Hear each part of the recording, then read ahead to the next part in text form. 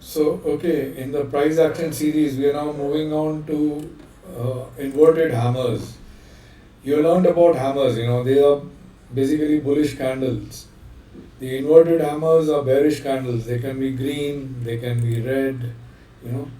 Typically, the shape would be something like this, where the wick is very long and you have a head, a short head, and that signifies that it's like an hammer. Only thing it's inverted.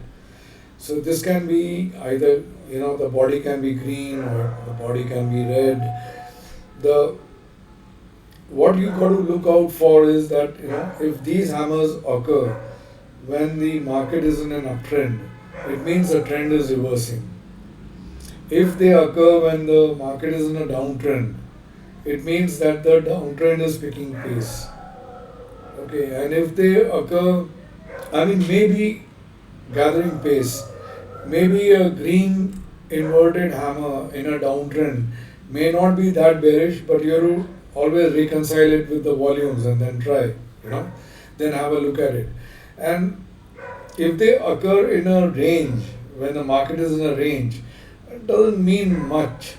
But you got to calculate the range and then look for the breakouts. Okay, so it makes more sense. These inverted hammers, when you correlate them with the volume, they make more sense in a trend. They make. Okay, I know that you got the point. So let's look. So if you have a green body inverted hammer, your close is greater than the open. Your close is lesser than the high. Your close minus open is lesser than the high minus the close, because we are looking for a long wick. Okay, and the low equal to open. Likewise, in a red body inverted hammer, your close is less than open, right? This is the close, less than open. Close equal to low. Open is less than high. This is open, it's less than high. And open minus close is lower than the high minus the open. Again, we are looking for a longer wick. Right, so I'm going to put all my screener formulas.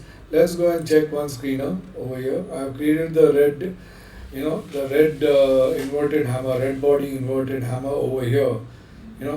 I put in the same configuration that I discussed with you. When I get these three stocks, CompuCom Software, Rama Steel, or OCL Iron and Steels. So I've done this. I've got this Rama steel tubes. You see, was in an uptrend up to here. Okay, when it started reversing.